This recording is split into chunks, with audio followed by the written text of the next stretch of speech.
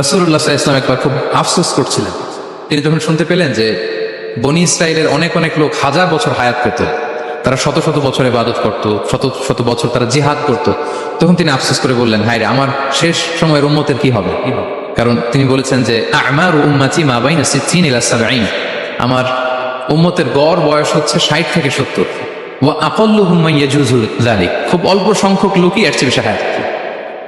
রাসূল সাল্লাল্লাহু আলাইহি ওয়াসাল্লাম যখন দেখলেন যে শত শত বছর হায়াত পেয়েছে বনী ইসরাইলের লোকেরা, বনী ইসরাইলের ওরা শত শত বছর জিহাদ করেছে, তো আমার উম্মত তো 60 বছরে তার হায়াতই শেষ, 60 থেকে 70-এর মধ্যে তার জীবনই শেষ, তা আমার গুনাহগার উম্মতের কি হবে? রাসূল সাল্লাল্লাহু আলাইহি ওয়াসাল্লাম খুব আফসোস করছেন। তো রাসূলুল্লাহ সাল্লাল্লাহু আলাইহি ওয়াসাল্লামের এই চিন্তা, এই উদ্বিগ্নতা দূর করার জন্য আল্লাহ তাআলা সূরাতুল কদর নাযিল করলেন এবং বললেন যে ইন্না আনসালনাহু ফি লাইলাতিল কদর ওয়া মা আদরাকা মা লাইলাতুল কদর লাইলাতুল কদরি খায়রুম মিন আলফি শাহর। লাইলাতুল কদর, এই কদরের রাতটা হচ্ছে এমন রাত যেটা খায়রুম মিন আলফি শাহর, হাজার মাসের চেয়েও সেরা। 1000 মাস লাগাতার ইবাদত করলে যে সওয়াব, কদরের রাতে ইবাদত করলে এর সমান সওয়াব হবে নাকি? সমান হবে না। আল্লাহ তাআলা বলেছেন খায়রুম মিন আলফি শাহর, না, এর চেয়েও শ্রেষ্ঠ, এর চাইতেও বেশি।